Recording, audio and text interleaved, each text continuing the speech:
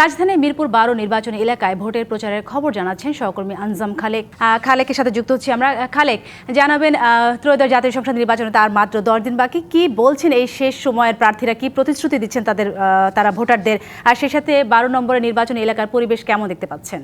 জি সাথী, ধন্যবাদ আপনাকে। আপনি জানেন যে আমি মিরপুর 12 নম্বর এলাকায় আছি। এখানে কিন্তু বিএনপি মনোনীত প্রার্থী আমিনুল হক তার প্রচারণী শুরু করেছেন এবং সকালেই কিন্তু তিনি গণমাধ্যমের সাথে কথা বলেছেন। তিনি বিভিন্ন ধরনের উন্নয়নের কথা বলেছেন, পাশাপাশি জামাত ইসলামের যে আমিরের মন্তব্য সেটিকে নিয়ে কিন্তু তিনি জানিয়েছেন যে তারা কোনো অভিযোগ না পেয়ে আসলে এখন শুধু বিএনপির নামে চাঁদাবাজির অভিযোগ দিচ্ছেন। আমরা দেখতে পাচ্ছি যে আমিনুল হক কিন্তু সাধারণ মানুষের সাথে কথা বলছেন, ভোটারদের সাথে কথা বলছেন। তারা হ্যাঁ ভোটের পক্ষে তিনি কিন্তু ভোট দেওয়ার জন্য বলছেন, পাশাপাশি বিএনপিকে ভোট দিয়ে জয়যুক্ত করার আহ্বানও কিন্তু তিনি জানাচ্ছেন। আমরা সরাসরি কথা বলতে চাই বিএনপি প্রার্থী আমিনুল হকের সাথে। তিনি আসলে কি বলতে চাচ্ছেন? সেটা জানি জি বলেন।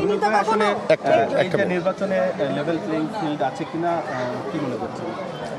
আমার এই এলাকায় আলহামদুলিল্লাহ লেভেল প্লেইং ফিল্ড আলহামদুলিল্লাহ ভালো রয়েছে, কোনো রকম সমস্যা নেই। কিন্তু জামাতের প্রার্থী তিনি মিথ্যাচারের পরে মিথ্যাচার করে যাচ্ছেন, খুব হাস্যকর কথাবার্তা বলছেন। দেশের মানুষের দৃষ্টিশক্তিকে সুরক্ষিত রাখার প্রত্যয় নিয়ে এলো সেফ এলইডি লাইট। কোনো অজুহাত কোনো কিছু খুঁজে পাচ্ছেন না দেখে কমন যে ডায়লগগুলো আছে সেগুলো দেওয়ার চেষ্টা করছেন, বাট আমাদের কাছে তাদের বিরুদ্ধে স্পেসিফিক প্রমাণ সহ তথ্যপাত্র রয়েছে যে তারা ঘরে ঘরে গিয়ে এনআইডি নাম্বার নিয়ে তারা ভোট জাল করার চেষ্টা করছে বিভিন্ন ষড়যন্ত্রের মাধ্যমে। তারা ঘরে ঘরে গিয়ে বিকাশের নাম্বার নিচ্ছে, বিকাশের নাম্বার নিয়ে এবং তাদের কাছে টাকা অফার করছে যে তাদের মার্কায় ভোট দিলে তারা এই টাকাটা দিবে।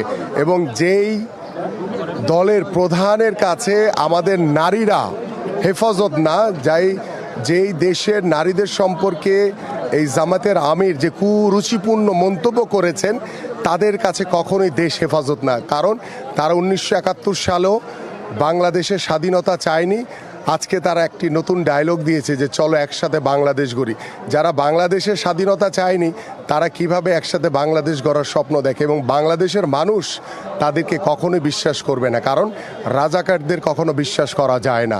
আমরা চাই যে আগামীর যে প্রজন্ম এবং আমাদের 24-এর যে গণ অভ্যুত্থান, আমাদের যে আগামীর বাংলাদেশকে নিয়ে যে সংস্কার করার যে পরিকল্পনা রয়েছে এবং আমাদের দেশ গড়ার যে পরিকল্পনাগুলো রয়েছে, সব কিছু মিলিয়ে আমরা জনগণকে সাথে নিয়ে আমরা ধানের শীষের পক্ষে কাজ করছি।